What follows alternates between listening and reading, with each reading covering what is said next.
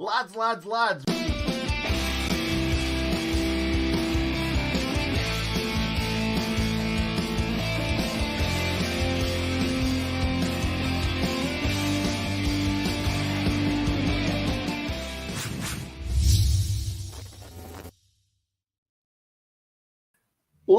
Lads, welcome to another match preview. It is Sheffield United against Brighton and Hove Albion, 8 p.m, live on Sky Sports, live at Bramall Lane.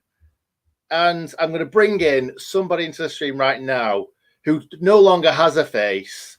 This is who he is now. He has a programme for a face. How are you doing, Mr. Stewart? He's got a programme. For a face, he's got a programme.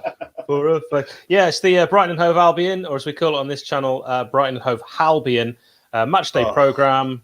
Haven't had a chance to look at it yet.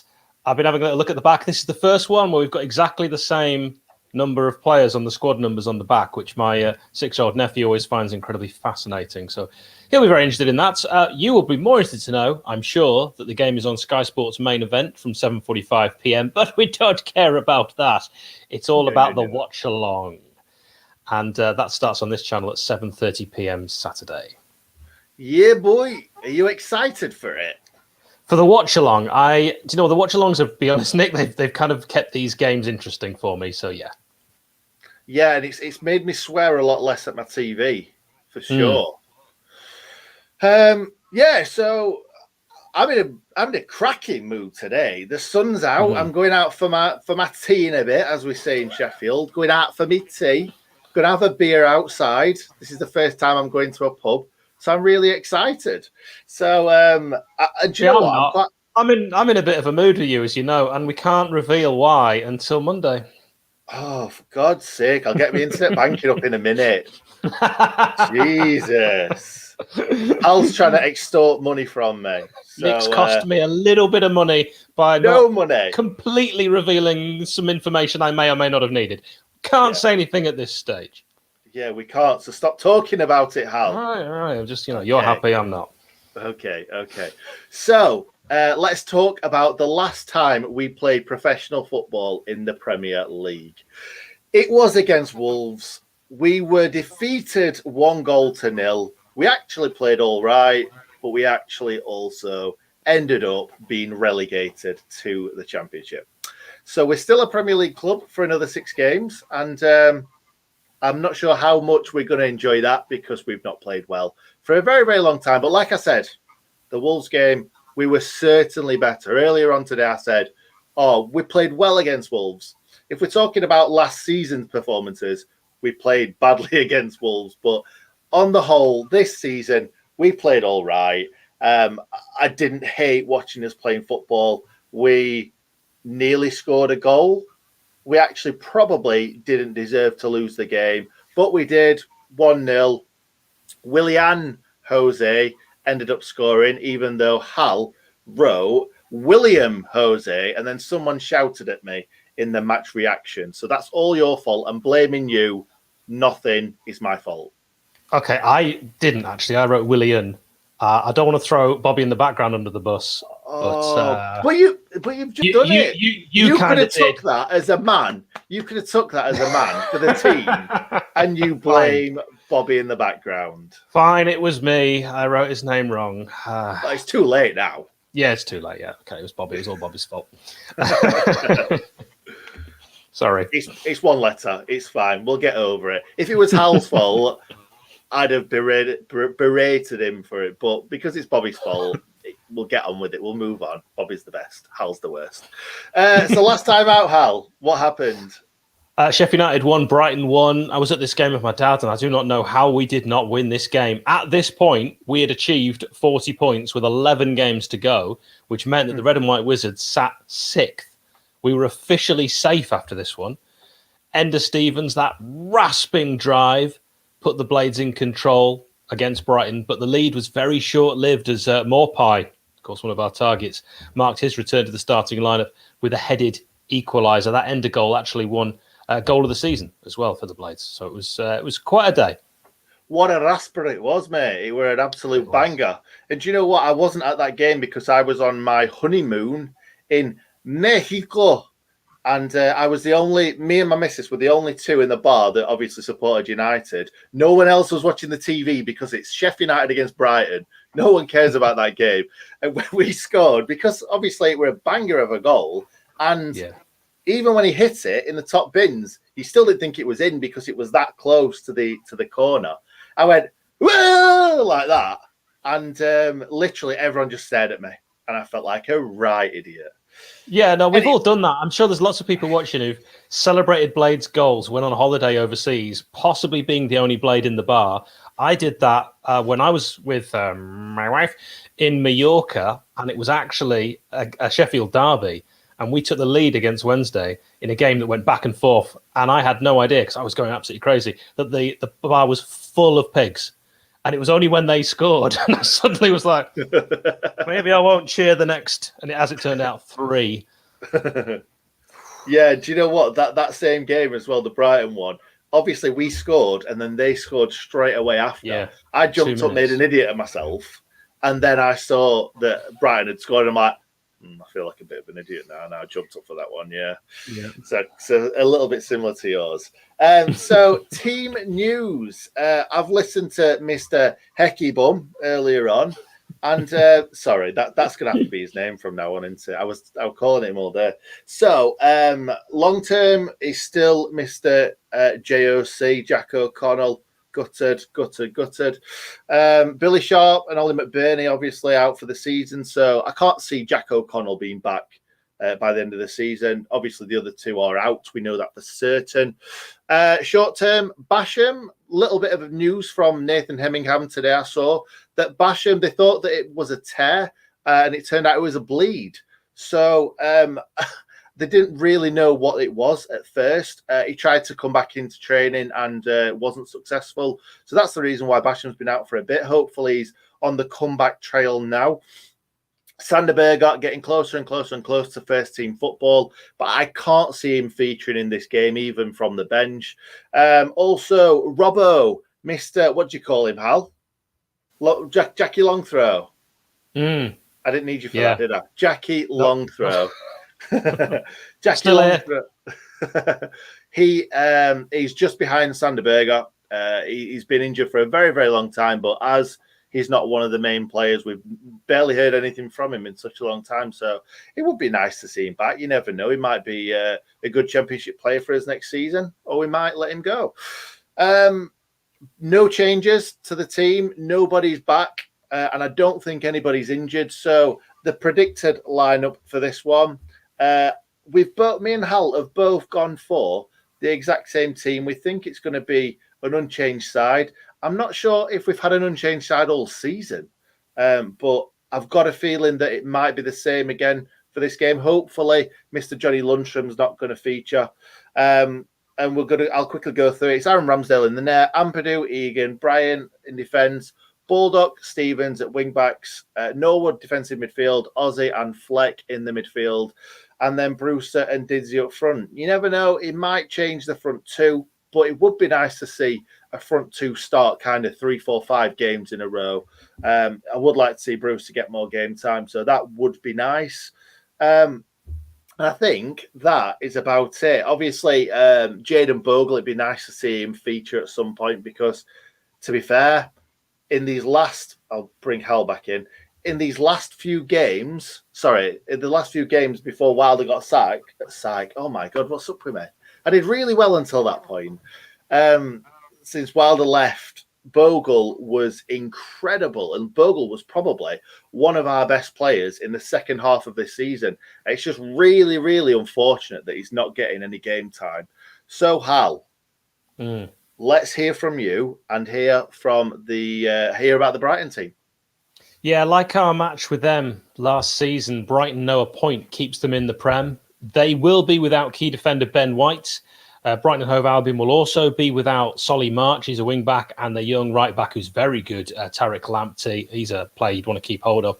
There are doubts over the availability of their striker, Florian Andone, the Romanian, South African forward, Percy Tau, and Republic of Ireland international, Aaron Connolly. So I think they'll play a 3-4-2-1 with Robert Sanchez in goal, Adam Webster, Lewis Dunk, Veltman, probably Pascal Gross in midfield, Basuma. We've got Adam Lallana likely to play. Trossard, who we understand was one of the players offered to Chris Wilder. Maybe Dan Burn will play as well, a player we were linked with for 1,000 years. Danny Welbeck and Neil Maupay. So it could be quite an interesting and attack-minded lineup that we'll see from Brighton and Hove Albion. What's that little voice that you did? For Percy Tau. I just think it suits him with a name like that. Why? So, hadn't thought it through. Wasn't prepared for a follow-up question. I liked it, though. I enjoyed it. You should have been ready for a follow-up question because it makes no sense whatsoever. That's me. Anywho, let's move on to score prediction. Hal, I'm going to go straight out of the blocks and say 1-0. Wow, because the pressure's off. Yeah, well, no, I just think we've played half decent recently, shocking against Arsenal. But against Wolves, we were lots and lots better. We're playing against a team that are probably worse because they're lower in the league. So hopefully we'll get a little bit more out of these players. We'll score a goal and we won't concede any goals. That's what 1-0 usually means. Yeah, it does. And you reckon Brewster going to nick a goal, first one? Why are you putting words in my mouth? You put food in people's mouths. That's a Friends reference, by the way. Brewster, I would like to see, if anyone on that pitch I would like to see would be Brewster score a goal. So I'll say that. Yeah. Okay. I would like to see Ben Osborne get another goal just because we love him and he's brilliant. But I'm going to go with a score prediction. Not Moose-Egg. Not Moose-Egg. Mate, yeah. Lisa Moose-Egg, of course, would be fantastic if he could get a goal. But I'm actually going to say this game is going to be between two teams who struggle to score goals. So realistically, a 0-0 is a sensible prediction for this one. And that's mine. And of course, you can pop your predictions in if you're watching live right now in the live chat. And if you're watching later, pop them down below. I'm assuming that this is our first 0-0 of the season, if it does happen. Yes. I'm thinking so. Oh, look at that. A Leeds fan saying 1-0 Blades. Like that. It'd be nice to get a 1-0 for us. I think Newcastle, I think that might be the only game. I don't know why I'm throwing these at you. I don't know what I'm doing. Sorry, mate. Let's move on to memorable matches. And Hal, take it away. Yeah, no 0-0s, just double-checked in my programme. Memorable match, a 3-1 win for the Blades, 21st of January 2006. We had to wait until 8 minutes after the break before Phil Jagielka hooked home the opening goal. Paul Eiffel then robbed Joel Lynch after 63 minutes to chip a clever finish over the Brighton keeper, Michel Kuipers. Steve Kabadabadoo, his pass set up Michael Tongue for the Blades' third, 16 minutes from time, before a player scored for Brighton who would go on to play for the Blades. Now, I'm going to just throw this out there really quick, Nick. You can have a guess, but also in the chat, a player that played for Brighton back in 2006 that would go on to sign for Sheffield United the following season when we were in the Premier League. Oh, in the Premier League? Yes. Did you say Paul Eiffel already?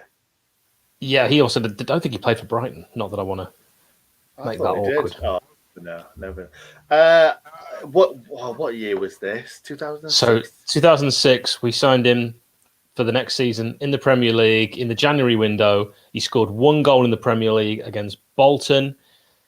It was Colin Kazim Richards. Yep, Colin Kazim. Our team this day. For Brighton. Well, he was the Coca-Cola kid. They signed him from Bury with that Coca-Cola deal. Other soft drinks are also available. Our team that day was Kenny, Bromby, Craig Short, Unsworth, Gure, Jags, Eiffel, Tongue, Armstrong, HMS Shipperley, and Steve Cabba. What a team. What a team, mate. What an absolute team that was. One thing Go on. to add, Brian Dean came on in the 81st minute for us in that game. I think that was the final 6 minutes possibly of his career with us. I'll have to double check that. that Brian Dean. Oh, it was because it was the HFS loans. Yeah, it was. His Well third done. stint. Yeah, it was terrible that last time though, weren't it? It was proper back end of his career. A James Beattie moment, weren't it? Or a Marcus Bent moment. They've all done it. All those three. The last stint is always the worst, unfortunately. Never go back, they say. They say never go back, don't they? But Brian Dean did, and the second time was good. He was our top scorer the second time. Brian Dean sold with 5 months of the season remaining, and yet still ended the season joint top scorer with Jan Arge Fjortov on that 16th of January 1998 when he was sold. Unbelievable, mate. Anyway, shall we move on to Play Connections? I got two for you. I'll nick one straight away. A nominee for Dean of the Year, your friend and mine, one of the best podcasts we've ever done, Dean Hammond, a truly lovely chap. He, of course, played for Brighton with far greater distinction than he did for Sheffield United, but we're not holding the fact that he was awful for us on the pitch against him because he genuinely was one of the nicest men we've ever met. Yeah, does any need to be that nasty? Sorry, about Sir Dean, we should not say that, but yeah, he's a great chap. Can I ask you a quick question about that shirt? Which one? The one that Dino's wearing for us. Right. Yeah, the one that Dino's wearing wouldn't have helped. I'm glad you carried that sentence on. For us. I loved that shirt. Hated it. It's a terrible shirt, and it's synonymous with a terrible season. Oh, you're terrible. Leave it alone.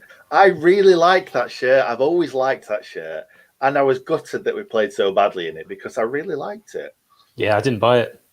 Anyway, we'll move on to a shirt that I absolutely hated at the time. And that was what Jamie Murphy's wearing here. What a horrible, horrible shirt that is. However, we played really, really well in it towards the end of the season anyway. We were terrible from the start, but I ended up buying it just because we were good in it. And I think that's what happens quite a lot of the time. But Jamie Murphy at that time was the team. He carried us in so many games. What a player he was. And did okay for Brighton. I think his best days was definitely in a Sheffield United shirt, but obviously was in a lower league. But yeah, loved Jamie Murphy. Nick and I deliberately only pick two players each, so we haven't forgotten anyone. We're only picking two. Please put other players that played for both in the chat and in the comments below. My final one is going to be a player that fell out with Neil Warnock after a very promising start, a defender, Danny Cullip. Danny Cullip scored a disallowed goal against Arsenal, am I right? That is correct. A perfectly good goal at Highbury. Nothing wrong with it at all. The Blades had to rely on a last-minute Andy Gray penalty to get a 1-1 draw. Cullip fell out with Neil. It's on that documentary. You can kind of see Danny Cullip trying to have a word with Neil. I think it's after the Wolves game where we've conceded a late goal. And he interrupts Phil Jagielka, Danny Cullip. And Warnock's like, Danny, shut up. Go on, Jag, son. Go on. What do you want to say? He just hates Danny Cullip, and Jags can do no wrong. I never, ever heard him say that. I've watched that documentary about 50,000 times, and it's all about Lescott, isn't it? That after that game, who's picking Lescott? I need to watch that again. I've got it on DVD. I'll dig it out. On DVD? It's on YouTube, mate. It's on Tube. Well, it's not on our channel, so I don't want to give him the hits. Oh yeah, that's a true story. I don't think they're a YouTuber, to be honest. So we'll whatever. Anyway, someone is put in the comments the next one, and I think a lot of people will probably not realise that Mr. Chris Wilder played for Brighton and Hove Albion, and I hate looking at Chris Wilder wearing a blue and white shirt. It makes me feel physically sick, and yeah, it's horrible. But look at his little face, his little boyish face. He looks like a little schoolboy that's, butter wouldn't melt. And then in the Sheffield United, he's just an angry man, isn't he? I think he had two. Did he have two stints at United as well, Chris Wilder? Yes, he did. Absolutely. You could arguably say three because he was with the youth team, then had to go and get professional first-team football with Southampton, then came back to Sheffield United, then was sold again, bulk of his career at Rotherham, and then came back 97, 98 in that shirt that you see there, a signing by Steve Thompson on the same day as Ian Hamilton. There was another stint that Chris Wilder had at Sheffield United as well, weren't there? Do you remember As manager, yes. And of course, for the majority of his time with the Blades, he was skint. And it was only really when we got up to the Premier League that the cash started to flow and we were spunking money. We were what? What did you just say? This is a PG channel, Hal. It's a well-known phrase that you can see on the Shoreham Saint Magnifique. Yeah. It's a Chris Wilder word, isn't it? He's definitely said that a few times. Yes. Manager connections. I haven't looked for any, to be perfectly honest. There may be one back in the day. Mickey Adams. Maybe. I think Mickey Adams. So if anyone that can confirm that, and yes, Paul Wood, absolutely. Ollie Norwood as well. Ruben, spot on with that one. And well done all of you getting Colin Kazim Richards earlier on with, I think, probably far too many clues. Yeah, Mickey Adams. Mickey Adams was a manager of both. Well done, Hal. Well done, sir. Anyway, we're going to leave it there. Let's keep it a short and sweet one. I've got to go out and have some food and have some beers. I'm going to enjoy myself. Hal, have a wonderful night tonight. Thank you very much. Bobby, have a wonderful night tonight. Program, have a wonderful night tonight. And everybody else in the comments, have a wonderful night tonight. We've not mentioned Manscaped, have we, Hal? Do you want to quickly let the fans know what's going on? Fans, like we're footballers. Go on. Well, I will just say that Manscaped have very kindly supported the channel. So if you would like to help us out, it would really be brilliant if you did. You're thinking maybe of a gift for someone or for yourself. You wanted to buy anything from Manscaped. They are the total men's grooming solution. You can get 20% off and free shipping with the code TSUW. That's for the Sheff United way at manscaped.com. That's 20% off and free shipping at manscaped.com. You would really be helping us out because, of course, all of this channel funding comes at the moment from Nick and myself. They're helping us out. You'd be helping us out if you did buy anything from there. Exactly. Well said, Hal. Well said. So thank you very much, everybody, for tuning in tonight. I know it's an early one. Not many people are back from work and settled. It's all about being settled, isn't it? Especially when you're a bit older like us. Hope everyone has a great weekend. Hopefully we're gonna pull it out of the bag and beat Brighton on Saturday. It is a late kickoff, which is really annoying, but me and Hal are going to be here from 7:30. Yes, so you can go home and get settled. Yes, go home and get settled. Draw the curtains. Give us 3 rings. Right, 3 rings. Yeah. All right. Anyway, thanks for being here, everybody. And thank you and goodbye.